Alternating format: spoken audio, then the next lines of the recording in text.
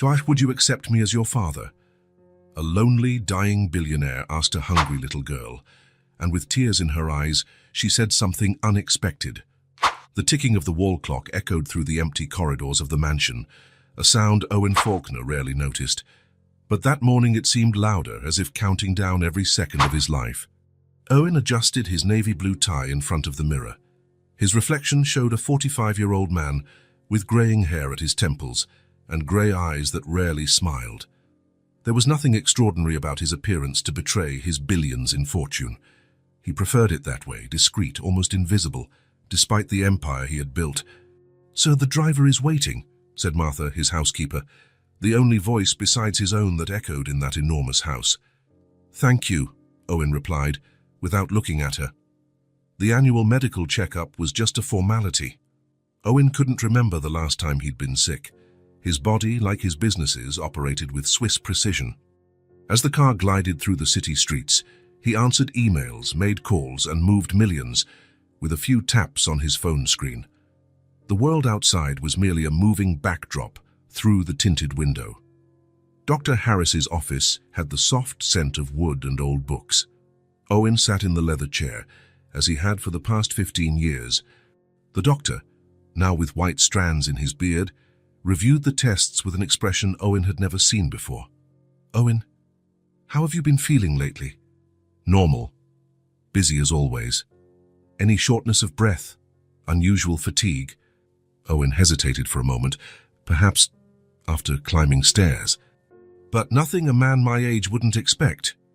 The doctor nodded, placing the papers on the desk. "We found something in your tests. Your heart is—" Dr. Harris paused, choosing his words carefully, "showing a condition that wasn't present last year." "What condition?" Owen's voice remained calm, as if discussing a simple business transaction. "Severe hypertrophic cardiomyopathy with complications. It's rare for it to develop so rapidly, but—" The doctor adjusted his glasses, uncomfortable with what he had to say. "The prognosis isn't favorable, Owen." Owen blinked once, then again. The words floated before him, not quite sinking in. How long?" The question came out automatically, as if from someone else. "Without a transplant, perhaps 6 months, a year, being optimistic." The doctor continued speaking. Treatments, medications, remote possibilities. But Owen no longer listened. His brain, so agile at calculating risks and opportunities in business, now seemed frozen, unable to process the only thing he could never buy: more time. "I'll request your inclusion on the transplant list immediately. But I need to be honest. With your age and the rarity of compatible donors—" "I understand," Owen cut him off. "Jane, what are the next steps?" He listened to the instructions, noted down the names of medications on his phone, and scheduled follow-up exams, all with the same cold efficiency he conducted business meetings. Only later, already in the car, did he feel the first tremor in his hands. The driver asked if he was all right. Owen merely nodded, looking out the window at the people on the sidewalk, all walking, running, living without knowing how much time they had left. Perhaps it was better that way. His phone vibrated. It was his assistant, reminding him of the investor meeting. Owen cancelled with a brief message. For the first time in decades, the numbers in his bank account seemed utterly irrelevant. When the car stopped in front of the mansion, he asked the driver to drop him at the entrance. He wanted to walk a bit through the garden. The autumn flowers swayed in the breeze, indifferent to the fact that their owner had just discovered his finitude. Owen unlocked the front door. Silence greeted him as it always did. He took off his shoes, left his jacket on the sofa. His footsteps echoed on the marble floor as he walked to the kitchen for a glass of water. The house was so large that his voice, if he screamed, would echo. There was no one to hear anyway. In the living room, he paused before the wall filled with awards, certificates, and photos with celebrities and politicians. Evidence of what the world called success. No family photos. No faces smiling because of him, not for what he could offer. He poured himself a whiskey and walked out to the veranda overlooking the gardens. The sunset painted the sky in shades of orange and pink. Owen tried to remember the last time he had truly watched a sunset. He couldn't. The diagnosis finally began to settle in his mind. It wasn't the fear of death that bothered him, he realized. It was the fact that his absence from this world would go virtually unnoticed. The newspapers would report it, of course. The financial market would feel a momentary shock. There would be a funeral with many important people saying important things about a man they barely knew. And then, nothing. Owen took a sip of his drink, feeling the warmth spread down his throat. He had spent his entire life building an empire and had completely forgotten to build a life. The phone rang inside the house. Probably work matters. Owen didn't move to answer it. Instead, he stood there, watching the first stars appear in the sky, wondering if there was still time for something more than simply existing. 6 months, perhaps a year. What does a man who has everything but time do with the days he has left? The answer didn't come. Only the silence of the empty mansion and the growing weight of loneliness that now, finally, he allowed himself to feel. Owen walked aimlessly through the city's dark streets. The October chill pierced his expensive coat as if it were made of paper. He barely noticed. His thoughts were too heavy with the doctor's words echoing in his mind. 6 months. A year, being optimistic. The diagnosis had changed everything and nothing at the same time. Life continued around him, cars passing, hurried people returning home, lights flickering in shop windows. But now, every moment seemed marked by an invisible clock. What's the point of all this money, he thought, passing a closed jewelry store window, billions in bank accounts, properties on 3 continents, and no one to share it with, no one who truly cared if he lived or died. Unbeknownst to him, Owen had drifted away from his upscale neighborhood.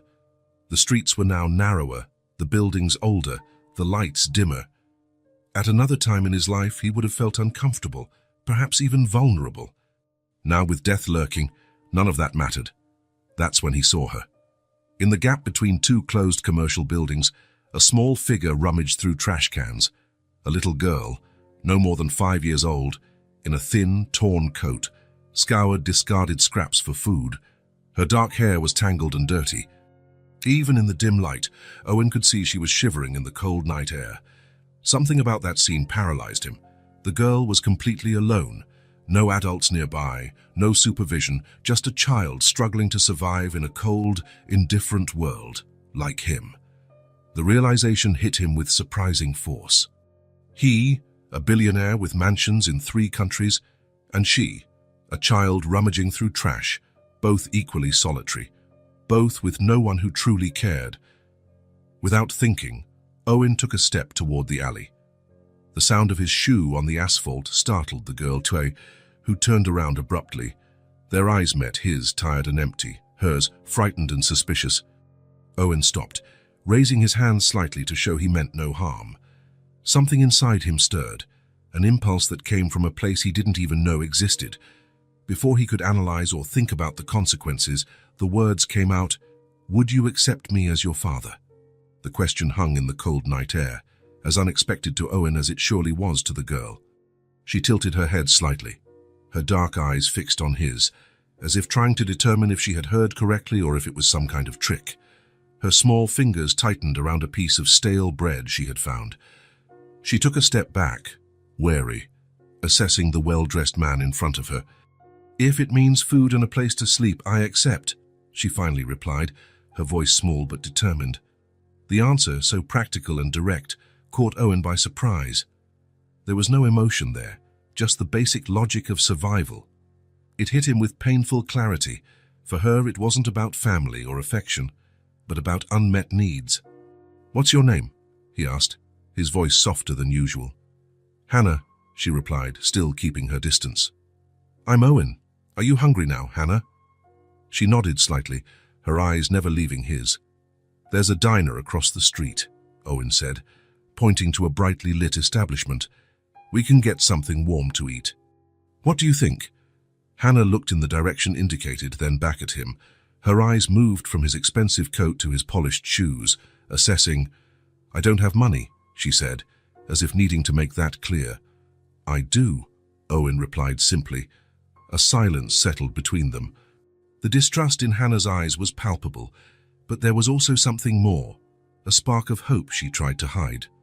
"What do you like to eat?" Owen asked, trying to establish some connection. "A hamburger," she replied after a pause. "With fries. Great choice. I like those too." Another silence. Owen didn't move closer, respecting her space. "Why do you want to be my father?" Hannah finally asked, the question surprisingly direct for such a young child. Owen wasn't prepared for this. How to explain loneliness, terminal diagnoses, and the sudden realization of one's own mortality to a 5-year-old? "Because I'm alone," he replied simply. "Like you." The honesty of the answer seemed to resonate with Hannah. She took a small step forward, still clutching the piece of bread. "Did your parents die too?" "Yes," Owen said. "A long time ago." "Mine too," Hannah said. "My mom died. My dad left and never came back." "I'm sorry," Hannah shrugged, as if it were just a fact of life. "Do you live near here?" she asked. "Not too far. I have a big house. Lots of empty rooms." "Is there food there?" "Plenty of food," Owen confirmed, "but we can eat at the diner first if you prefer." Hannah seemed to consider the offer. The wind blew harder, making her shiver in her thin coat. She coughed, a dry, worrying sound. "It's very cold out here," Owen said. "Shall we go inside?" "You can order anything you want." After another moment of hesitation, Hannah nodded. Owen extended his hand but didn't insist when she didn't take it. Instead, they began to walk side by side toward the diner, separated by a cautious distance. The diner was one of those simple 24-hour places, with red vinyl booths and yellowed formica tables. The waitress, a middle-aged woman with her hair in a messy bun, raised her eyebrows at the sight of the strange duo entering. "Table for two?" she asked, her tone slightly suspicious. Owen nodded, leading Hannah to a booth in the back. The girl sat shyly, her feet swinging without touching the floor. Her eyes scanned the place, absorbing every detail. "So what will you have?" Owen asked when they received the menus. Hannah looked at the menu with pictures, her small fingers lightly touching the images. "Can I really order anything?" "Of course, whatever you want." "A big hamburger," she said, pointing to the picture. Then, testing the limits, she added, "and French fries. And a chocolate milkshake." "Sounds perfect," Owen replied with a slight smile. When the waitress returned, he placed Hannah's order and only asked for a coffee for himself. The woman still seemed suspicious, but her expression softened a little when she saw the child's hungry gaze. "Where have you been sleeping, Hannah?" Owen asked when they were alone. "Different places," she replied vaguely. "There's a bench in the park that's good when it doesn't rain." The simplicity with which she described her struggle for survival made something tighten in Owen's chest. "How long have you been alone?" Hannah shrugged slightly. "I don't really know, many days. I used to count, but then I forgot." The food arrived, interrupting the conversation. Hannah's eyes lit up at the sight of the steaming hamburger and golden fries.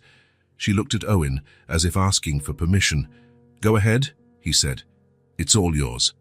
Hannah picked up the hamburger with both hands and took a large bite. For a moment, her face transformed with pure delight.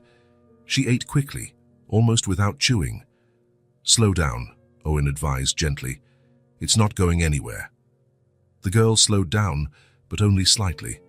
Between bites, she occasionally glanced at the door, as if fearing someone might come in and take her meal. "Do you really have a big house?" she asked, her mouth full of fries. "Yes," Owen replied. "Too big for just one person. There's a room I think you'll like. It's light blue, with a view of the garden." Hannah took a sip of her milkshake, leaving a chocolate mustache on her upper lip. "Why do you live alone?" "I never married, never had children," Owen replied. I was always busy with work." "What kind of work do you do?" "I run companies, I do business." Hannah nodded as if she understood, though she clearly didn't. "Are you rich then?" The direct question made Owen smile slightly. "Yes, I am. Rich like having lots of toys." "We can buy any toys you want." Hannah's eyes widened, but she tried to disguise her reaction as if she feared showing too much interest. "If I go with you," she began, hesitantly, "can I leave if I want to?" The question took Owen by surprise. It was too astute for a 5-year-old, but perhaps it was the kind of shrewdness that came from the need for survival. "Yes," he replied honestly. You're not my prisoner, Hannah. I just want to offer you a safe place, food, clothes, a home. She studied him for a long moment, as if trying to read the truth in his eyes. Okay, she finally said. As Hannah finished eating, Owen noticed that her clothes were not only dirty but completely unsuitable for the cold. I think we need to get you some new clothes, he said. Your coat seems too thin for this cold. The stores are closed now, Hannah observed, looking out the window at the dark street. I know a place that's open 24 hours, Owen replied. We can go there later, if you're not too tired. Hannah nodded, biting into the last French fry. I'm not tired. Owen paid the bill, leaving a generous tip. When they stepped out onto the street, the cold seemed even more intense. Without thinking, he took off his own coat and placed it over Hannah's shoulders. But you'll be cold, she protested, though she was already snuggling into the oversized coat. I'm fine, Owen replied, feeling the wind cut through his thin suit. Strange how he didn't care about the discomfort. Let's find a taxi. A yellow taxi stopped when he hailed it. The driver gave the strange pair a curious look, but asked no questions when Owen gave the address of the shopping center. During the ride, Hannah remained silent, looking out the window at the city lights. Every now and then, she glanced at Owen, as if to check if he was still there. The shopping center was almost deserted at that hour of the night. The large department store had only a few bored employees, who barely disguised their surprise at seeing the strange pair, an obviously rich man and a visibly street-worn girl. My daughter needs new clothes, Owen said to the sales assistant, the words feeling strange on his tongue. The woman nodded, leading them to the children's section. Hannah stayed close to Owen, intimidated by the bright lights and the immense space of the store. You can choose anything you want, Owen said. Hannah looked at the racks of colorful clothes, clearly overwhelmed by so many options. I don't know what to choose, she admitted, her voice almost a whisper. Let's start with the basics then, Owen suggested, picking out coats, pants, t-shirts, and pajamas that he thought would fit her. Hannah touched each piece with reverence, as if they were treasures. When they passed the toy section, her eyes fixed on a brown teddy bear with a red ribbon around its neck. She didn't ask for it, just looked at it for a long time before looking away. Owen picked up the teddy bear and offered it to her. Would you like this too? Hannah nodded shyly, a small smile appearing on her face for the first time that night. They left the store with several bags. In the taxi back, Hannah held the new teddy bear close to her chest, occasionally whispering something into its furry ear. Owen watched her out of the corner of his eye, a strange sense of protectiveness growing within him. When the taxi finally drove up the long driveway of the estate, Hannah's eyes widened. The mansion, illuminated by strategically placed lights, looked like something out of a fairy tale. Is this where you live? She asked, her voice almost a whisper. Yes, Owen replied. And now you do too, if you want. Hannah didn't answer, just stared at the mansion in astonishment as the taxi stopped in front of the main entrance.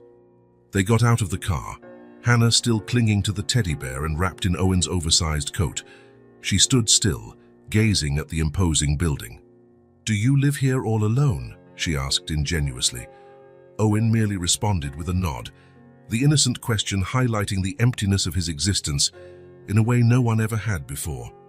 Hannah took a few hesitant steps toward the door, waiting for Owen to open it. When they entered the spacious grand hall, with its marble floor and crystal chandelier, she slowly spun around, taking in the grandeur of the place. In that moment, Owen knew his life had changed forever. The diagnosis had given him a death sentence, but also, unexpectedly, it had given him something he never thought he'd have. A chance not to be alone for the time he had left. And as he watched the small, awestruck figure in the middle of his grand hall, he felt that the empty space he called home was finally beginning to transform. In the first mornings, Owen would wake with a start, as if he'd dreamed something important he couldn't recall. Then, the soft sound of footsteps in the hallway would bring everything back. He was no longer alone. A child now lived under his roof. Hannah's room had been just an empty space, one among dozens in the mansion. In a few days, it came to life. Owen had appropriate furniture brought in for a 5-year-old girl, a smaller bed at the right height, a colourful dresser, shelves for books and toys. The walls, once a neutral blue, now displayed glow-in-the-dark star stickers. Hannah explored the house with the caution of a small animal in unfamiliar territory. At first, she rarely ventured far from her own room. Owen often found her sitting on the edge of the bed, clutching her teddy bear, as if waiting for instructions on what she could or couldn't do. "The house is yours too," he told her one morning, as he watched her hesitate before the stairs leading downstairs. "You can go anywhere you want." Hannah nodded but didn't seem convinced. Years of street survival had taught her that everything had a price, that kindnesses were rarely free. "Shall we have breakfast?" Owen invited, extending his hand. She descended the steps, holding his hand, each step measured and silent. Martha, the housekeeper, had reacted with restrained surprise upon discovering the new resident. Professional as ever, she merely inquired about food preferences and allergies. Now she prepared breakfast for two, leaving it ready before going to attend to other parts of the house.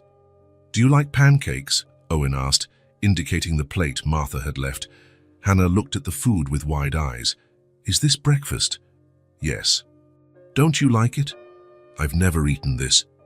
Owen felt that familiar pang in his chest, a mix of compassion and anger for what that child had endured. "Try it. If you don't like it, we can make something else." Hannah tasted a small piece, and her face lit up. She ate the rest with enthusiasm, syrup dripping down her chin. Owen realized he was smiling as he watched her. A genuine smile, the kind he hadn't given in years. In the following days, he began to relieve Martha of breakfast duties. He woke up earlier and made pancakes, scrambled eggs, or whatever Hannah requested himself. He wasn't a great cook, but he discovered he enjoyed trying. The girls' approving smiles were reward enough for the crooked pancakes and occasionally overcooked eggs. The kitchen, previously a functional space rarely used by him, transformed into the heart of the home. Hannah sat on the counter, swinging her legs, watching him cook. At first, she barely spoke. Then she began to ask simple questions. Why does the egg get hard when you cook it? How does bread grow in the oven? Why is the sky blue? Owen, accustomed to dealing with complex business matters, found himself challenged to explain basic things about the world in a way a child could understand. It was refreshing. One morning, about 2 weeks after Hannah's arrival, he was in the kitchen preparing breakfast when he heard hurried footsteps on the stairs. She appeared at the doorway, still in her pajamas, her dark hair disheveled. "Good morning," she said, her voice cheerful. "Good morning," Owen replied, surprised by her sudden enthusiasm. "I dreamed I had a dog," she informed him, climbing onto the high stool with newfound agility. "It was big and brown and licked my face." "Oh, really?" Owen placed a glass of orange juice in front of her. "And did you like that dog?" "Yes. Can we get one?" The question caught him off guard. It was the first time Hannah had asked for something directly, without circumlocution or hesitation. "Perhaps," he replied, thoughtfully. "I've never had pets." "Me neither," she said, drinking her juice. "But I saw kids with dogs at the park." It was true. The day before, Owen had taken Hannah to the park near the house. She had watched other children playing, especially those with pets, but had not approached anyone. "I'll think about it," he promised. From that day on, Hannah's good morning became an essential part of the routine. Owen found himself waiting for it, planning breakfast based on what she had liked the day before, eager to see her sleepy face appear at the kitchen door.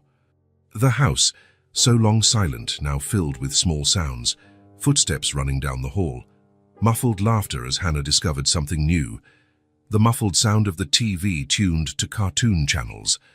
Owen adjusted his work meetings to the periods when Hannah watched her favorite shows or took an afternoon nap. He avoided business trips, delegating tasks he would have previously handled personally. His assistant noticed the change, but didn't comment, merely reorganizing his schedule to accommodate the new timings. In the evening, a new routine was established. After dinner, Hannah would take a bath, no longer needing help as she made sure to emphasize, and put on one of her new pajamas.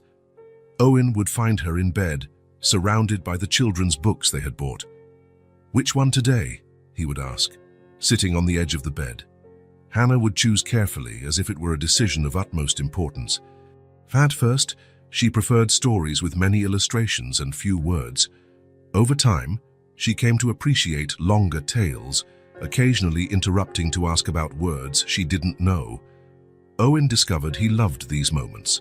The voice he used for different characters, the expressions of wonder or joy on Hannah's face, the sense of calm that enveloped him as he read. It was as if the world outside, with its board meetings, stock quotes, and the fatal diagnosis hanging over his head, simply disappeared during those stories. After reading, Hannah would hug him with surprising strength for someone so small. "Good night, Owen," she would say. She still didn't call him Dad, and he didn't insist. He knew that trust and affection couldn't be forced. "Good night, Hannah," he would reply, adjusting the covers around her. The first time Owen truly realized how much his life had changed was on an ordinary Wednesday, about a month after Hannah's arrival. He was in his home office, reviewing contracts, when the phone rang. It was his cardiologist, reminding him about a follow-up appointment that Owen had postponed twice. "Mr. Faulkner, your condition requires constant monitoring," the doctor said, his voice serious. "We need to check how the medication is working." "I'll be there tomorrow," Owen promised. As he hung up, he realized he hadn't thought about his illness in days. The pills remained on his nightstand, and he took them mechanically. But the death sentence that once occupied every waking moment had receded to a distant corner of his mind. He got up and went to the window. In the garden, Hannah was playing under Martha's supervision. She had found a butterfly and was carefully following it across the grass, talking to the insect as if it could understand her. Owen smiled. The prospect of dying hadn't changed, but his view of the time he had left had. Now, each day felt like an opportunity, not a countdown. That night, after the usual story, Hannah didn't lie down immediately. "Owen," she said, her voice serious for a 5-year-old, "can I ask you a question?" "Of course." "Did you have a family before?" The question caught him off guard. Hannah rarely asked personal questions. "I did," he replied after a moment. "My parents. I don't have siblings." "Where are your parents?" Owen adjusted himself on the edge of the bed. "My mother died when I was young. I was 15. "What was she like?" Hannah asked, hugging her teddy bear. No one had asked Owen that in decades. The image of his mother came to mind. Dark hair like Hannah's, kind eyes, hands always busy with some work. "She was kind," he finally said. "She liked music, played the piano, sang to me when I was little. Did she get sick?" "Yes. Her heart stopped working properly." Owen didn't mention that his own heart condition was similar to what had taken his mother. Some truths were too heavy to share with a child. "And your father?" "He lived longer. He passed away 10 years ago." "Did you like him?" The question, so direct, made him reflect. His relationship with his father had been complicated. After his mother's death, the man had become even more rigid and distant, as if he feared that getting emotionally close to his son might cause more pain. "My father was difficult," he answered honestly. "He wanted me to be strong, successful. He didn't show his feelings much." "Did he hug you?" "Rarely." "That's sad," Hannah said with the devastating simplicity of children. "Yes," Owen agreed. "I guess it is." "I like when you hug me," she declared, as if that settled the matter. "I like it too," Owen replied, feeling something warm and strange in his chest. Hannah smiled and finally lay down, pulling the covers up to her chin. "Good night, Owen." "Good night, Hannah." As he left the room, Owen stopped in the hallway, leaning against the wall. The simple conversation had unearthed emotions he had carefully kept sealed for years. His father, always demanding excellence, never satisfied, had shaped much of who Owen had become. Focused on achievements, uncomfortable with feelings, skilled at accumulating power and wealth, but incapable of genuine connections. Until now. The following weeks brought more changes. Hannah began attending a private preschool near the house. Owen completely reorganized his schedule so he could personally drop her off and pick her up every day. The headmistress looked curiously at the reserved billionaire who appeared promptly at the gate, but asked no questions about Hannah's background. The adoption paperwork was in progress. Owen's lawyer had explained that the process would be complex, especially without official documentation about Hannah's biological parents. Investigations would be needed, supervised adaptation periods, psychological evaluations. Owen agreed to everything, determined to do whatever it took to ensure Hannah stayed with him. The house gained new spaces. An empty room transformed into a playroom. A wall in Owen's office now displayed colorful handmade drawings. The garden, once impeccably ornamental, gained a swing set and a small tree house. One Saturday afternoon, as Hannah played with building blocks on the living room rug, Owen watched her from the sofa. He had just finished reading a quarterly report for one of his companies. Impressive numbers, record profits, and realized he didn't feel the usual satisfaction. Instead, he found himself completely absorbed by the way Hannah's tongue poked out of the corner of her mouth when she concentrated on fitting two difficult pieces together. "I did it," she exclaimed when the structure stood upright. "Look, Owen." "Very good," he praised. "What is it?" "It's our house," she explained, pointing to different parts of the construction. "This is your room, this is my room, this is where we eat pancakes." "It's a perfect house," Owen said, sitting on the floor beside her. "When I grow up, I want a house just like this," Hannah declared, adding another block to the structure. "But smaller, this one's too big." "Oh, really?" Owen asked, genuinely curious. "Why?" "Because we only need enough space to be happy," she replied, as if it were obvious. "Gareth, the rest is wasted." Owen looked at the child in front of him, marveling at the wisdom contained in those simple words. Hannah was right, of course. The mansion, with its countless empty rooms and rarely used halls, was a monument to excess, not to happiness. "You know what?" he said. "You're very smart." "I know," Hannah replied with a little smile. "My teacher said so too," Owen laughed. A genuine laugh, the kind that had become more frequent in recent weeks. Hannah looked at him in surprise, then started laughing too, though she probably didn't understand exactly why. In that moment, sitting on the floor of his expensive living room, laughing with a child who had recently been rummaging through trash to survive, Owen felt something he didn't immediately recognize.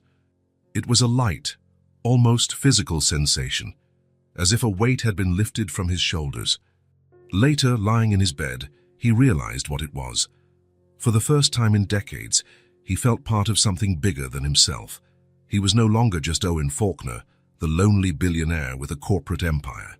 He was someone who made pancakes in the morning, read stories at night, and had drawings hanging in his office. He was, in a way, a family. Not the one he had always imagined having someday, in a distant future that never arrived. Not the traditional family his father expected him to form, but a family nonetheless, imperfect, improvised, built on a chance encounter on a cold night. A family that, despite its short existence, had already changed everything. The rain poured heavily outside, turning the garden into glistening puddles. The dark sky made it seem like night, though the clock showed only 3 in the afternoon. Owen had cancelled his meetings, something that had become increasingly common lately. On days like this, he preferred to stay home. Hannah was sitting on the large living room sofa, legs crossed, drawing on a paper pad. Beside her, a mug of hot chocolate slowly cooled. Owen watched her from a nearby armchair, pretending to read a financial report, but actually absorbing every expression that crossed the little girl's concentrated face. A loud clap of thunder made the windows vibrate. Hannah looked up from her drawing, startled. "It's just noise," Owen said, trying to reassure her. "The storm is far away." "I'm not scared," she replied, returning to her drawing. After a few strokes, she added, "I used to be. Used to be. When I lived on the street, it was bad when it rained hard."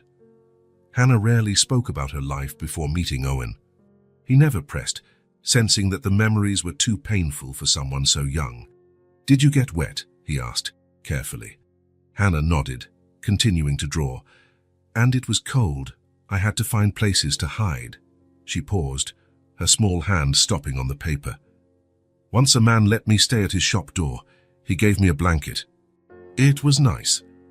Owen felt a tightening in his chest, imagining Hannah huddled in a doorway, shivering under a thin blanket.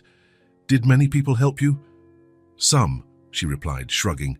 Others would yell at me to leave. They said I scared away customers. She spoke without self-pity, merely stating facts, which made it even more painful for Owen.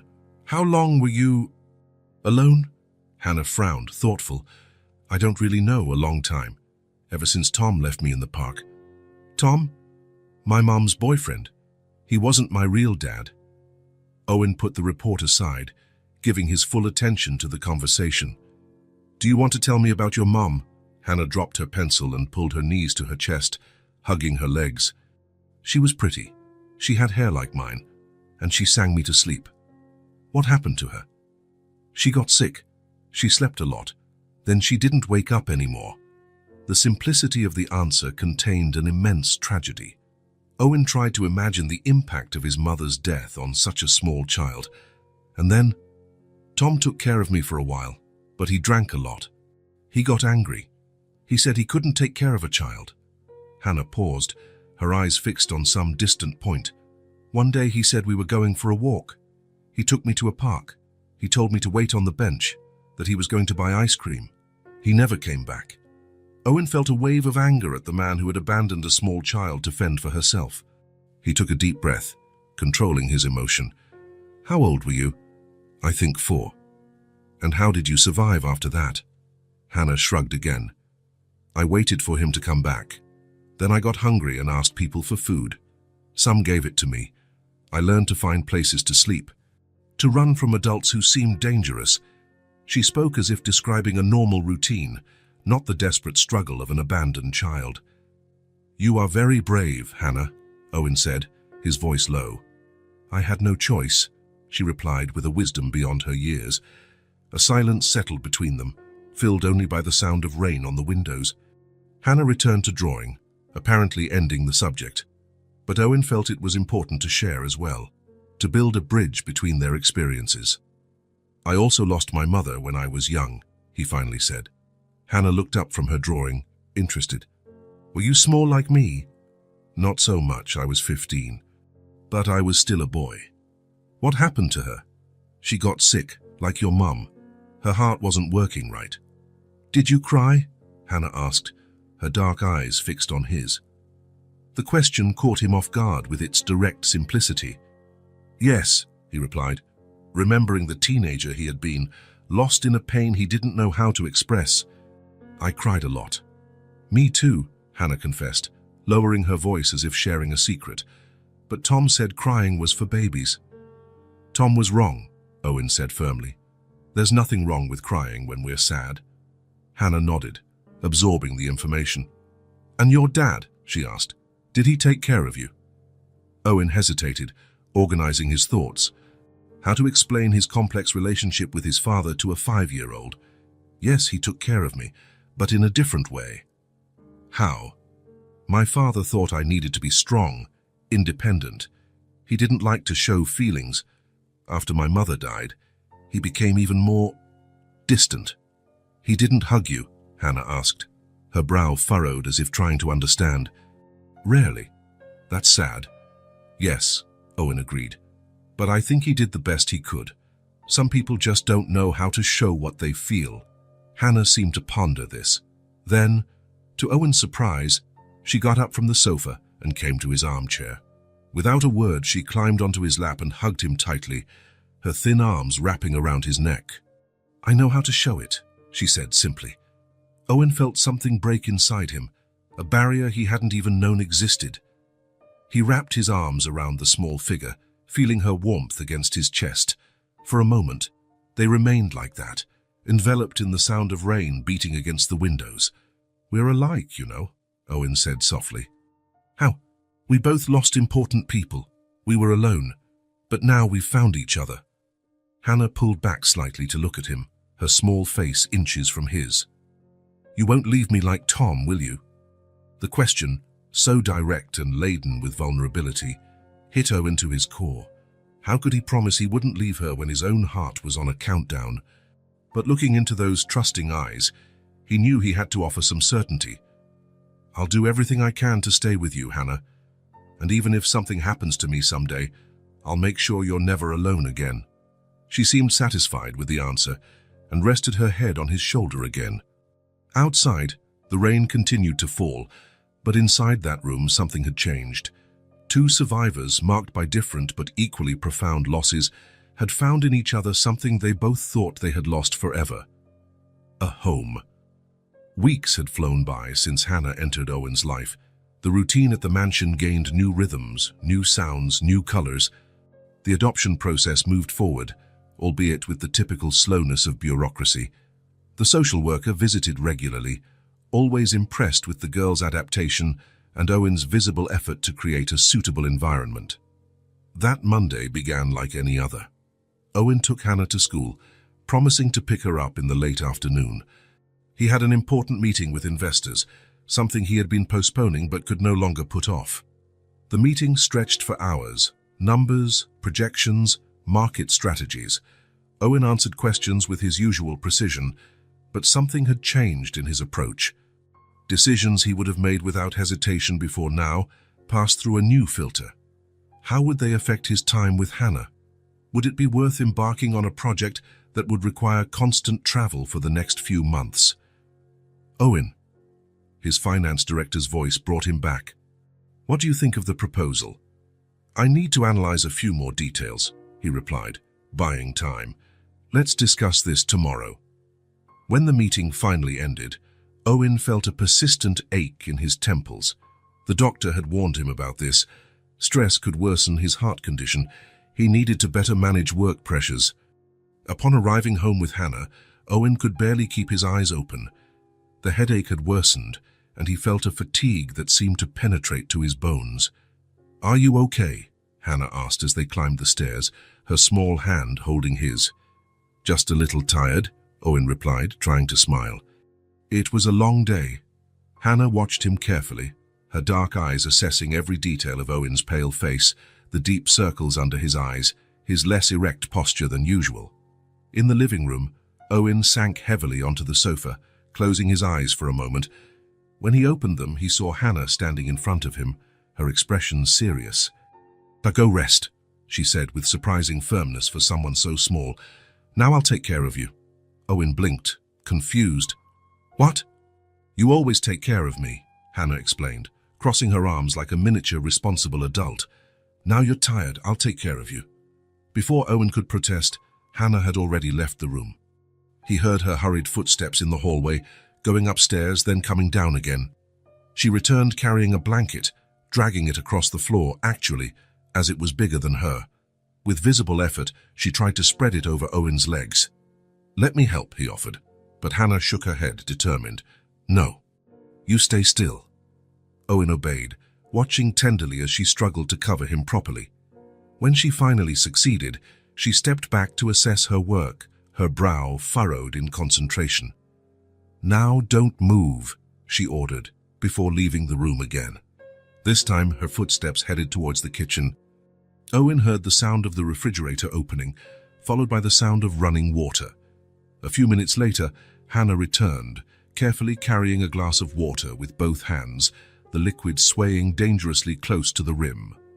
Drink, she said, offering the glass when she reached the sofa. Water is good for you. Owen took the glass, taking a sip to please her. The truth was he was thirsty, but hadn't realized it until that moment. Thank you, Hannah. She nodded, serious, and left again. She returned shortly after with an apple and some grapes on a plate. Martha said fruit is good when you're sick, she explained, placing the plate on the coffee table. Are you sick? No, Owen replied. Just tired. Hannah didn't seem entirely convinced. She climbed onto the sofa beside him, studying his face intently.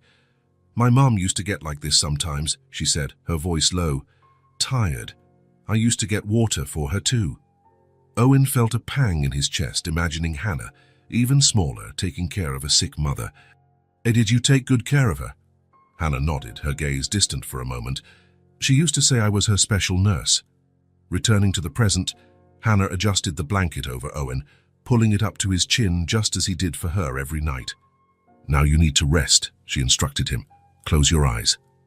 Owen smiled, but obeyed, closing his eyes.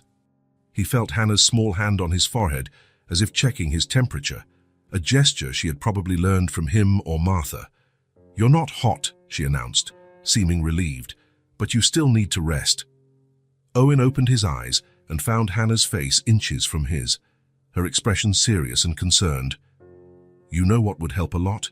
he suggested. "Say if you stayed here with me." She considered for a moment, then nodded. "Can I tell you a story to help you sleep?"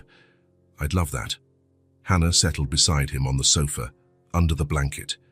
She began to tell a very unique version of Cinderella, mixing elements from different tales Owen had read to her. Owen listened to her, feeling a strange warmth spread through his chest. It wasn't the pain he was getting used to, but something different, almost forgotten. He realized, with surprise, that his eyes were moist. In all his adult life, he couldn't remember being cared for like this. Of course, he had employees who met his needs, doctors who treated his illnesses, assistants who organized his life, but they were all paid for it. No one, since his mother, had simply cared for him, without expectations, without obligations, just out of affection.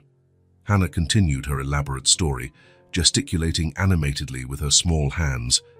She didn't notice the solitary tear that ran down Owen's face, and then the prince found the shoe, but it didn't fit anyone because it was too small. Only Cinderella had a child's foot. Owen smiled through his suppressed tears, charmed by the child's logic. "That's a great story," he said when she finally reached the happily ever after. "Did you really like it?" Hannah asked, her eyes shining. "It was the best story I've ever heard." She smiled, proud, and snuggled closer to him. "Are you feeling better?" "Much better," Owen replied honestly. "You're a great nurse." "I know," she said with the simple confidence of children. Then more softly, "Now I take care of you and you take care of me, okay?" "Okay," Owen agreed, his voice thick with emotion. They stayed like that, side by side on the sofa, the blanket covering both views as the afternoon slowly faded. At some point, Hannah fell asleep, her head resting on Owen's arm. He watched her sleeping, her small face relaxed, her long eyelashes against her cheeks. How was it possible that this child, who had been through so much, still had such a capacity for love, to care? Owen realized he had spent his entire life seeking something, success, recognition, power, when what truly mattered was here, in this simple moment of human connection. The headache had vanished, the fatigue remained, but now it seemed less important. What mattered was asleep beside him, small and vulnerable, but with an inner strength that amazed him. "Now I'll take care of you." Hannah's simple words echoed in his mind, healing something he didn't even know was broken. The days at the mansion settled into their own rhythm.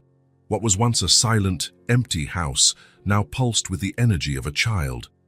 Owen discovered he enjoyed routines, not the rigid, impersonal ones that marked his corporate life, but the small traditions he and Hannah created together. Mornings started early. Hannah would wake with the sun, and often Owen would find her already sitting in bed, chatting softly with her teddy bear. Breakfast together became sacred, pancakes on Tuesdays and Thursdays, scrambled eggs on Mondays and Wednesdays, cereal on weekends, small rituals that anchored their days. One Saturday morning while they were eating, Hannah watched Owen reading the newspaper. "I want to learn to read too," she said, pointing to the printed letters. Owen lowered the newspaper, surprised. "Then would you like me to teach you?" Hannah nodded, determined. "I want to read stories by myself." That same afternoon, Owen transformed a corner of the library into a small classroom. He bought colorful notebooks, soft pencils, children's books with large letters and vibrant illustrations. Hannah sat at the low table he had provided, her feet swinging above the floor, her eyes attentive. "Let's start with the alphabet," Owen said, drawing large letters on a whiteboard he had installed on the wall. Hannah repeated each letter, tracing them carefully in her notebook. Her tongue would peek out of the corner of her mouth when she concentrated, a habit Owen found adorable. "This one's hard," she complained when they reached R. "Try again," Owen encouraged. "It doesn't have to be perfect." After a few frustrated attempts, Hannah finally succeeded. She held up her notebook, proudly displaying the letter. "Look, I did it." "It's perfect," Owen praised, feeling a satisfaction no successful business had ever given him. Reading sessions became part of their daily routine. Half an hour after breakfast, before Hannah went to preschool, and another half an hour before dinner, Owen was surprised by how quickly she learned. In a few weeks, she recognized all the letters and began to form simple words. House, she spelled one night, pointing to each letter in the book. House. Exactly, Owen confirmed. And where is this house? Hannah pointed to the colorful illustration. In the forest. It's where the bunny lives. And where is our house? Hannah thought for a moment. On the hill. It's the biggest one of all. And do you like living here? A wide smile lit up her face. It's the best house in the world. Something warm expanded in Owen's chest. The mansion, which for so long had been merely a symbol of status, an investment, was now a home. A refuge. The best house in the world, according to the only opinion that truly mattered. Hannah's drawings began to appear everywhere. At first, Owen carefully stored them in a folder like treasures. Then he realized they should be displayed, celebrated. He bought colorful frames and began hanging them on the walls. The first was a portrait of the two of them, stick figures, one large and one small, holding hands under a smiling sun. Owen hung it in his office, where he could see it while he worked. Did you really like it? Hannah asked, watching him fix the frame to the wall. It's my favorite piece of art, he replied sincerely. Hannah smiled, her eyes sparkling with pride, and ran off to make more drawings. Soon the mansion, once decorated with expensive paintings and exclusive sculptures, gained a new art gallery. Drawings of colorful trees in the hallway, a series of animals, some recognizable, others completely imaginary, in the living room, a huge rainbow in the entrance hall. Martha, the housekeeper, initially seemed disconcerted by the transformation, but Owen caught her one day carefully adjusting a crooked frame, a soft smile on her usually austere face. She has talent, Martha commented. The house feels more alive now. Owen agreed. Everything felt more alive now. Writing came soon after reading. Hannah practiced forming letters, then words, on sheets of colored paper. Her first complete word, written without help, was Owen. She handed it to him one morning, proud of her creation. Look, I wrote your name. The letters were large and uneven. The E was backward, but to Owen it was the most beautiful handwriting he had ever seen. I'll keep it forever, he said, putting the paper in his pocket. Later, when Hannah was at school, Owen had that piece of paper framed. He placed it on his bedside table, the last thing he saw before sleeping and the first thing he saw upon waking. As time passed, Hannah's abilities grew, as did Owen's confidence as a father. He had never imagined himself teaching someone to tie shoelaces, to use cutlery correctly, to say please and thank you. Now, these simple lessons filled his days. One night, after dinner, Hannah asked to make cookies. I've never made cookies before, Owen confessed. Neither have I, Hannah said, but we can learn together. Owen found a simple recipe online. Together they measured flour, spilling most of it on the floor, cracked eggs with shell fragments that needed to be fished out of the batter, and mixed everything in a large bowl. The kitchen, usually immaculate, transformed into a culinary battleground. Hannah had flour in her hair, butter on her cheeks, and a smile that lit up her entire face. When the cookies finally came out of the oven, some slightly burnt at the edges, Hannah applauded. We made real food. Owen bit into one of the cookies. It was a little hard, definitely too sweet, but somehow it was perfect. These are the best cookies I've ever eaten, he declared. Hannah's smile widened even further, and Owen realized how she blossomed with every word of approval, every small compliment, as if her whole life had been marked by the lack of these simple confirmations that she was doing something right, that she was valued. He promised himself he would never be stingy with praise, never fail to celebrate her accomplishments, no matter how small. One Sunday afternoon, as they walked through the garden, Hannah suddenly stopped in front of a flower bed. Look, she exclaimed, pointing to a blue butterfly that had landed on a flower. It's so beautiful. Owen observed the fragile insect, its wings shimmering in the sun. At another time, he would barely have noticed something so common. Now, through Hannah's eyes, he saw the extraordinary beauty in the ordinary. "Do you know why butterflies have such beautiful colors?" he asked. Hannah shook her head, curious. "To attract other butterflies." "That too, but mainly to protect themselves. Bright colors warn predators that they might be poisonous." "Wow," Hannah said, impressed. "How do you know so much?" Owen smiled. "I read." "And now you can read too, and discover things like that." Hannah nodded, determined. "I'm going to read all the books in the world. All of them." "Well, maybe not all of them," she reconsidered. "Only the interesting ones." Owen chuckled, a sound that was becoming increasingly familiar in a house that once knew only silence. That night, at bedtime, Hannah showed Owen a thin book they had bought the previous week, her first attempt at reading a complete story by herself. "Can I try reading to you tonight?" she asked, shyly. "I'd love that," Owen replied, sitting on the edge of the bed. Hannah opened the book, took a deep breath, and began. Slowly, with some pauses to decipher more difficult words, she read the story of a rabbit who wanted to reach the moon. Owen helped occasionally, but let her figure out the words on her own whenever possible. When she finished the last page, Hannah closed the book with an expression of pure triumph. "I read it. I read the whole book." "You did it," Owen confirmed, feeling his chest swell with pride. "I knew you could." Hannah threw her arms around his neck, hugging him tightly. "You're the best dad in the world," she whispered. Owen froze for a moment. It was the first time Hannah had called him that, Dad. Not an Owen, not Sir, but Dad. He felt something warm and wet in his eyes, an emotion so intense he couldn't name it. "And you're the best daughter," he replied, his voice choked with emotion. When he finally put her to sleep, he turned on the hallway light as he always did and left the door ajar. "Good night, Daddy," Hannah said sleepily, her eyes already closing. "Good night, my little one," Owen replied. Back in his room, he sat on the edge of the bed, looking at the framed paper, with his name written in Hannah's imperfect handwriting. A small victory, one among so many they had shared in recent months. The diagnosis, the medication, the regular appointments, all of it was still part of his reality. But somehow, they had lost their centrality in his life. What mattered now were the colorful drawings on the walls, the bedtime stories, the crooked cookies, and that word, Dad, spoken so naturally that it seemed like it had always been that way. And perhaps Owen thought this was the greatest victory of all. The darkness was thick, almost palpable. Owen ran through a labyrinth of empty streets, calling out for Hannah. His voice echoed between the buildings, but no one answered.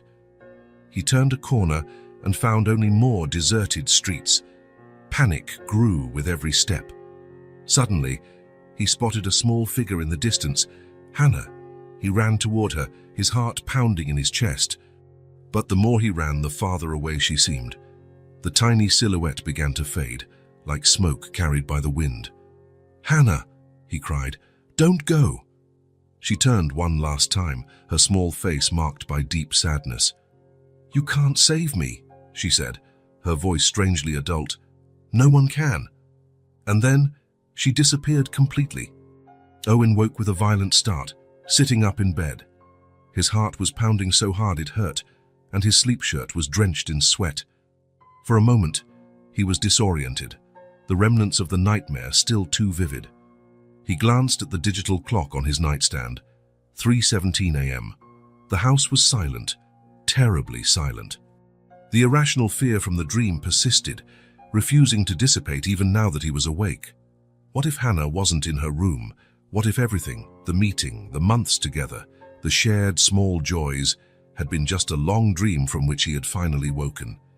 Without turning on the light, he got up and left the room. The hallway was lit only by the faint security light they left on overnight. He moved quickly, his bare feet silent on the carpet, until he stopped in front of Hannah's bedroom door. He hesitated, his hand on the doorknob. It would be ridiculous to enter just because of a nightmare. She would be sleeping peacefully, of course. But the fear persisted, coiled in his stomach like a cold serpent. Carefully, he turned the doorknob and opened the door just enough to peek inside. The soft glow of the moon-shaped nightlight, which Hannah insisted on keeping on overnight, revealed the colorful and cozy room. And there, in the center of the bed with star and planet blankets, she was. Hannah slept deeply, her dark hair spread across the pillow, one arm flung to the side and the other tightly around Ted, her inseparable teddy bear. Her chest rose and fell in a tranquil rhythm. Occasionally, her lips moved, as if she were talking in her dreams.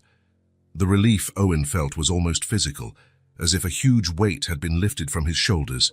She was there. Safe, protected. He silently entered the room and closed the door behind him. Instead of going back to his bed, he went to the reading armchair in the corner, the one where he sat every night to tell stories. He sank into the soft seat, his eyes never leaving the small sleeping figure. Hannah stirred in her sleep, murmuring something unintelligible, then quieted again. The soft light of the nightlight cast gentle shadows on her face, highlighting the smooth curve of her cheek, her long eyelashes against her skin. Owen felt something strange in his chest, an emotion for which he had no adequate name. It wasn't just love, though that was there too, growing every day. It was something more complex, a mixture of wonder, gratitude, and a deep fear he now fully recognized. The fear of losing her. Not just in the literal sense, as in the nightmare, but in every possible way. And there were so many. The adoption process could encounter obstacles. Someone with more legal rights could appear. Or worse, his heart condition could take away what mattered most now. Time. Time to see her grow, learn, become the extraordinary person she was already beginning to reveal herself to be. The doctor had scheduled new exams for the following week. Owen had been postponing them, finding excuses, scheduling important meetings at the same times, as if, by avoiding the exams, he could also avoid the reality of his condition. But now, looking at Hannah, he knew he could no longer run. He had to face the truth, whatever it was. For her. To ensure that, no matter what happened to him, she would always be safe, always loved. Hannah turned in bed, hugging her teddy bear more tightly. A small smile appeared on her lips, as if her dream was much more pleasant than Owen's. He had never imagined this for himself. Family, parenthood. In fact, he had actively decided against it, convinced that the world of business was all he needed or wanted. Relationships were complicated, unpredictable, children, even more so. They were an emotional risk he wasn't willing to take. How wrong he was. Now sitting in that armchair in the middle of the night, watching a child who, until a few months ago, was a complete stranger, Owen understood what he had truly avoided throughout his adult life. Vulnerability. The risk of loving someone more than himself, of putting another person's happiness and well-being above his own. It was terrifying. And it was the most extraordinary thing he had ever experienced. The first few months with Hannah had transformed his house. The previously impersonal walls now displayed colorful drawings. The silent corridors echoed with laughter and curious questions. The dining table, once used only when unavoidable, was now the center of lively conversations about the school day, new friends, surprising discoveries. But the biggest transformation had been within himself. Owen Faulkner, the reclusive billionaire, the man who had built a financial empire but completely neglected his personal life, now discovered what it truly meant to live. It wasn't about acquisitions or mergers, about bank accounts or properties. It was about shared moments, pancakes on Sunday mornings, bedtime stories. The expression on Hannah's face when she finally managed to tie her own shoes. It was these small things, these seemingly insignificant moments, that suddenly held all the meaning in the world. Hannah sighed in her sleep, a sound so small and confident that something tightened in Owen's chest. She trusted him completely. She relied on him. And he had discovered that he needed her as much as she needed him. He was no longer alone, and the truth was, he didn't want to be anymore. The idea of returning to that solitary existence, to the silent, empty mansion, was unbearable now. They had found each other by chance, on a cold night that could easily have been like any other. An improbable encounter that had changed everything. Two lonely people who, together, had discovered what it meant to be a family. Owen leaned back in the armchair, his eyes still fixed on the small sleeping figure. The fear persisted, of course. Perhaps it always would. But alongside it was something stronger, determination. He would do everything he could to stay by her side, to be the father she deserved, for as long as he had. And as he watched his daughter's peaceful sleep, he made a decision. He would call the doctor in the morning. It was time to face the truth, whatever it was, for her, for them. The morning after the nightmare, Owen dialed the number he had avoided for months. Dr. Harris's office, good morning. This is Owen Faulkner. I need to schedule an appointment with Dr. Harris as soon as possible. Mr. Faulkner, the receptionist replied with a tone of recognition. We've been trying to reach you. The doctor asked to reschedule your follow-up tests. Owen felt a pang of guilt. He had purposely ignored the office calls, as if avoiding the tests could somehow halt the progression of his illness. We have an opening tomorrow at 10 a.m. Would that be possible? Yes, I'll be there. When he hung up, he remained seated for a few minutes, staring at Hannah's photo on his desk. He had to know how much time he had left. He needed to prepare everything to ensure she would be safe, even when he was no longer there. The office door slowly opened, and Hannah peeked inside, already dressed for school, her colorful backpack on her back. It's time, she announced, stepping into the room. Then she paused, observing him closely. You look sad. Owen was constantly surprised by the intuition of that 5-year-old child. I have a doctor's appointment tomorrow, he finally admitted, crouching down to her height. Nothing to worry about, just a checkup. Is it the heart doctor? She asked, surprising him. How do you know about that? I heard you talking to Martha.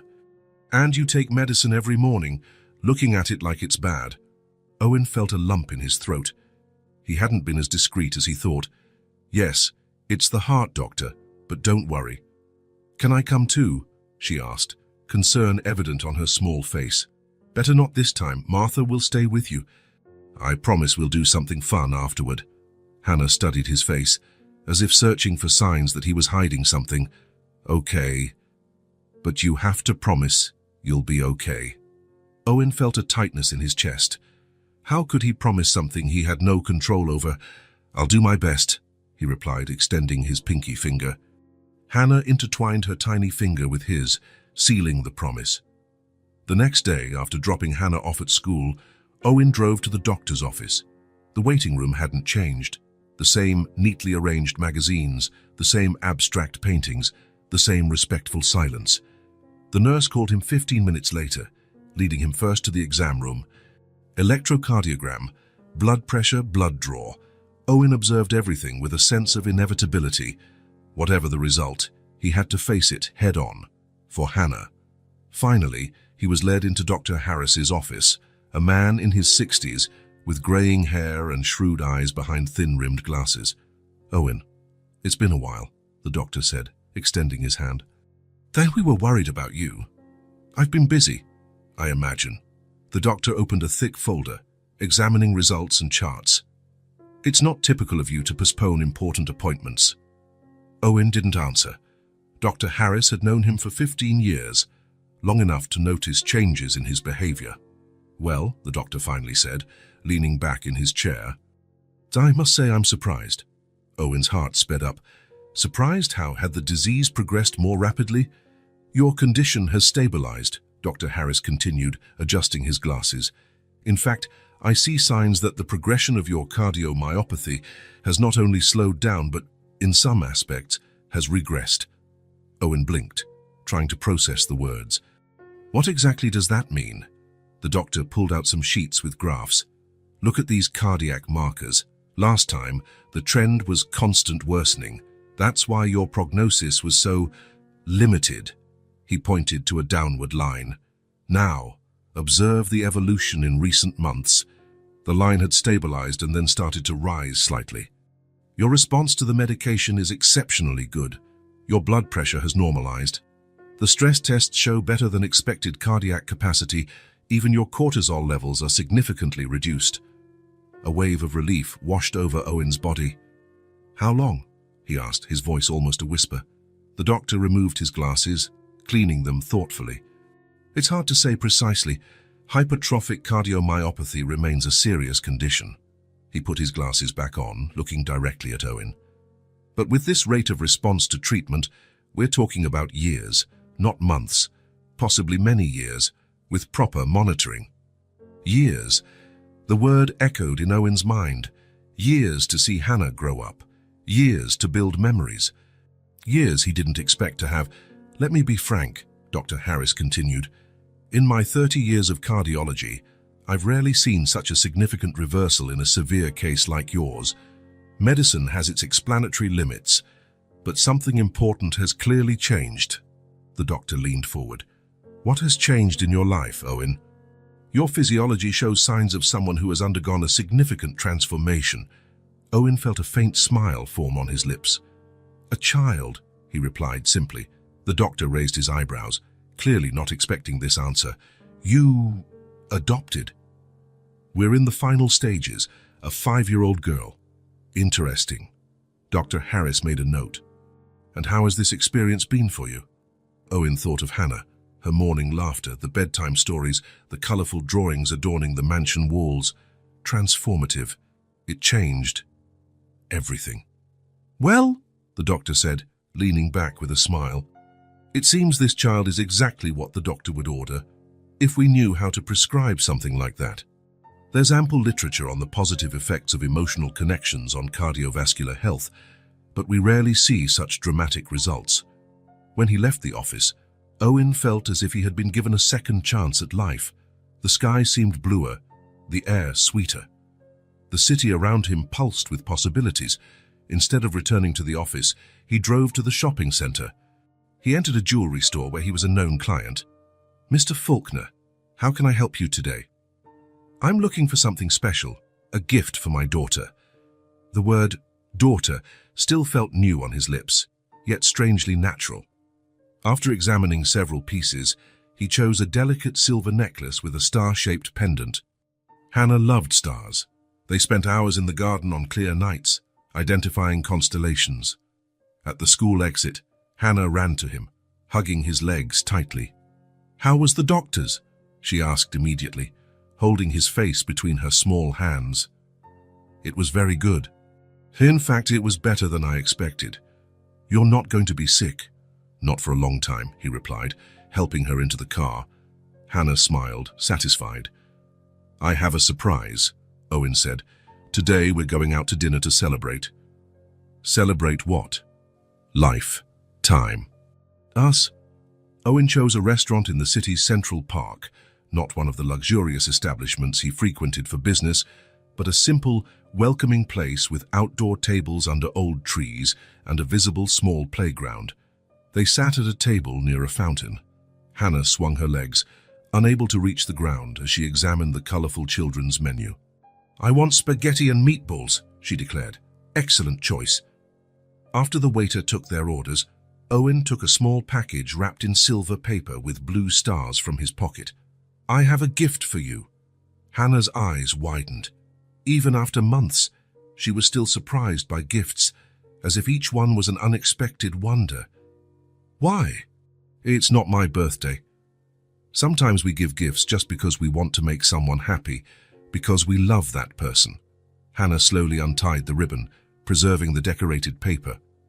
When she opened the small box and saw the star necklace, her mouth formed a perfect O of surprise. It's beautiful, she whispered, touching the pendant with her fingertips. Is it really for me? Really? Do you want me to put it on you? Owen fastened the delicate clasp behind her neck. Hannah touched the silver star that now rested against her shirt. I'll wear it forever, she promised, with the seriousness only a child can imbue such a statement. When the food arrived, they ate in comfortable silence. Owen watched Hannah twirl the spaghetti on her fork, as he had taught her, her tongue peeking out of the corner of her mouth in concentration. Hannah, he said finally, do you remember when we first met? That cold night? She nodded, taking a forkful of pasta to her mouth. Before you came along, I had received the worst news of my life, Owen continued, choosing his words carefully. Doctors told me I was sick, very sick, that my heart wasn't working properly. Hannah stopped eating, her eyes fixed on his. I thought I didn't have much time, he went on. I was alone, wandering aimlessly when I found you, and something Something changed at that moment. "You asked me to be your daughter," Hannah recalled. "Yes, it was the best question I've ever asked in my life." Owen smiled, feeling a growing emotion in his throat. "But you came into my life and changed everything. I'm a much better person for having you with me. And you know what? My heart is better too." Hannah frowned, trying to understand. "The doctor today said I'm getting better, that I can live much longer than we thought, and I think you have something to do with it." "I healed you?" Hannah asked, her eyes wide. Owen smiled, brushing a strand of hair from her face. "In a way, yes, you gave me something to live for. A reason to take care of myself, to strive. You taught me to see beauty in things I had never noticed before." Hannah considered him for a long moment, her small face serious and thoughtful. Then, with the direct simplicity only a child could possess, she said, "I love you." The words hit Owen like a physical wave. In all his adult life, he couldn't remember hearing or saying those words. Not even in previous relationships, always kept at a safe distance. He felt his eyes well up with tears that he didn't try to hold back. "I love you too very much, my little one," he replied, his voice choked with emotion. Hannah smiled, satisfied, and returned to eating her spaghetti, seemingly oblivious to the monumental impact her 3 simple words had caused. After dinner, as they walked hand in hand back to the car, Hannah talked about the stars beginning to appear in the sky. "Now I have a star here," she said, touching the pendant. "Shy and many up there. The North Star always shows the way home," Owen commented. "Sailors used it so they wouldn't get lost at sea." "How did you find me?" Hannah asked, the transition of thought making sense only in childlike logic. "I think it was the other way around," Owen replied. "You found me. I was lost until that night." When they arrived home, Owen asked Hannah to join him in the study. In the study, he pulled an elegant folder from his desk and sat on the sofa with her. "Today I received something very important," he said, opening the folder. Hannah looked at the documents with interest, though she still couldn't read most of the words. "What is it?" "These are the final papers for your adoption," Owen explained, showing her a page with official seals. "They've been approved. They mean that, legally, I am your father, and you are my daughter. Forever." Hannah's eyes widened. "Forever, really? Really? No one can separate us." "It's official now." Hannah studied the papers, running her fingers over the golden seal and the signatures. "And we're going to live together forever?" she asked, her small voice suddenly serious. "Yes," Owen confirmed, feeling the weight and joy of the promise. "If you want, this can be your home forever." Hannah pondered for a moment, her brow furrowed in concentration. Then she nodded firmly. "I want to." Owen hugged her, feeling her small arms wrap around his neck with surprising strength. He thought about how his life had changed in just a few months. From a lonely man with a death sentence hanging over his head, he had transformed into a father, with years ahead, years to build memories, to watch this extraordinary child grow, and all because of a chance encounter on a cold night. A moment that could easily not have happened, a detour on the path that had changed absolutely everything. "Daddy," Hannah said, testing the word as if trying it out officially for the first time. "Yes," Owen replied, savoring the title that was now legally his. "I'm glad you found me that night." "Me too, my little star," he whispered, kissing the top of her head. It was the night that changed everything. As Hannah snuggled into his arms, Owen thought that perhaps true miracles were silent, disguised as coincidences. A lonely child and a lonely man, finding each other at the exact moment they needed each other most. Autumn had arrived, painting the garden trees in shades of red and in gold. 6 months had passed since Owen and Hannah met that cold night, 6 months that transformed both their lives in ways neither could have imagined. The house, once silent and empty, now overflowed with life. Colorful drawings adorned the walls. Children's books shared space with financial reports on the shelves. Toys appeared in the most unlikely places. A plush dinosaur on the formal living room sofa, a forgotten doll on the piano bench no one had touched in years. That Sunday afternoon, Owen had a surprise planned. After lunch, he called Hannah to the garden. "I have a present for you," he said as they walked along the stone path that snaked through the well-kept flower beds. "Another one?"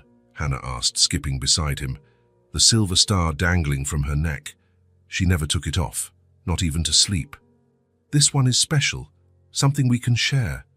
They reached a more secluded part of the garden, near the stone wall that bordered the property. There, between two old trees, Owen had a swing set installed, not a common playground swing, but a solid wooden double swing with space for two. Hannah stopped, her eyes wide. "Is it for us?" she asked, approaching slowly, as if fearing the swing might disappear if she ran to it. "For us," Owen confirmed.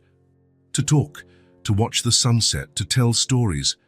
Hannah ran her hand over the polished wooden seat, testing it with reverence. "I've never had a swing before." "Me neither," Owen admitted, "not even when I was a child." They sat side by side. Owen gave a gentle push with his feet, initiating a smooth back-and-forth motion. Hannah laughed with each swing, holding onto the side chain with one hand and Owen with the other. "Higher!" she pleaded. Owen increased the momentum, and soon they were swinging in a wide, tranquil arc. The autumn wind ruffled Hannah's hair, which now reached her shoulders, shinier and healthier than when he had first met her. "It feels like we're flying," she said, looking up at the sky. "Or like the birds." Owen agreed. They swung in silence for a few minutes, enjoying the moment, the movement, each other's company. Owen was constantly surprised by Hannah's ability to live in the present. She didn't worry about tomorrow or regret yesterday. She simply existed fully in each moment. It was a lesson he was still learning. "Hannah," he said as the swing naturally slowed, "I've been thinking about something." "What?" she asked, looking at him curiously. "About our last name. Would you like to have the same last name as me?" Hannah considered the question, her brow furrowed in concentration. "Would I be Hannah Faulkner?" "Yes. Legally, you're already my daughter, but we can make it official in your name too." "What happened to my other last name?" The question caught Owen by surprise. In the adoption papers, Hannah was registered only with her first name, no known last name. "What was your last name before?" he asked gently. Hannah shrugged. "I don't know. No one ever called me by a last name." Owen felt his heart ache, imagining such a small child without even the anchor of a full name, a partial identity, as if her existence was only temporary. "Then this will be a new beginning for both of us," he said, putting his arm around her shoulders. "Hannah Faulkner." She smiled, testing the name in a whisper. "Hannah Faulkner. I like how it sounds." "Me too," Owen agreed. The sun began to set on the horizon, casting a golden light over the garden. Shadows lengthened, and the air grew cooler. "I think we should mark this moment," Owen said, taking a small camera from his pocket. "How about a picture of us here?" "Yes," exclaimed Hannah, excited. She loved photos, although she had rarely been photographed before living with Owen. "Let's sit there," he suggested, pointing to a stone bench under an apple tree laden with red fruit. They walked there hand in hand. Owen sat down, and Hannah, spontaneously, climbed onto his lap. "Like this?" she asked, settling in. "Oh, perfect," Owen replied, extending his arm to position the camera. "Wait," Hannah asked. She adjusted her star necklace so it was visible and smoothed out the blue dress she was wearing. "Now, yes," Owen smiled, not at the camera, but at the seriousness with which she approached that moment. How every little thing was special to Hannah. "On three now, say it's our home, okay?" "Okay. 1, 2, 3. Our home," they said together, smiling at the camera. The flash went off, capturing the moment. Owen with his arm around Hannah, she on his lap with her small hand resting on his shoulder, both smiling, not the formal smiles of studio photographs, but genuine smiles, the kind that come from within and reach the eyes. Later, while Hannah was bathing, Owen transferred the photo to his computer. He looked at the image for a long time, feeling an emotion that still surprised him with its intensity. There they were, a man who thought he had everything, until he discovered he had nothing that truly mattered, and a girl who had nothing, until she discovered she could have what mattered most, someone to love and be loved in return. He had the photograph printed in high quality. The next day, he brought home a simple yet elegant silver photo frame, He placed the photo inside and positioned it on the central table in the living room, the place of honor, where everyone who entered the house could see it. "Look, Hannah," he called as the girl came down for dinner. "What do you think?" Hannah approached the table, observing the framed photograph. Her eyes sparkled as she touched the glass surface with her fingertips. "It's us," she said, her voice full of admiration. "Our family." "Yes," Owen confirmed, crouching beside her. "Our family." Hannah continued looking at the photo, as if trying to memorize every detail. Then she turned to Owen with a serious expression. "When people come to visit, they'll see we're a real family." "They already know that," Owen said, touched by her concern. "But now there's proof," Hannah insisted, pointing to the photograph. "Like in the adoption papers, it's official." Owen smiled, understanding what she meant. For a child who had lost so much, who had been abandoned and forgotten, tangible proofs of belonging were essential. The photo was not just an image, it was a testament, a declaration that she had a permanent place in the world. "You're right," he agreed. "It's our official proof." That night, after putting Hannah to bed, Owen returned to the living room. He sat on the sofa, contemplating the photograph illuminated by the soft light of the lamps. It was strange how a simple piece of paper could hold so much meaning. There was the visual record of his transformation, from mansion to home, from wealth to abundance, from loneliness to family. In a few short months, a child found by chance had taught him what truly mattered. And he, without realizing it, had offered her what every human being desires most, a place to call her own, a place where she was unconditionally accepted, loved simply for existing.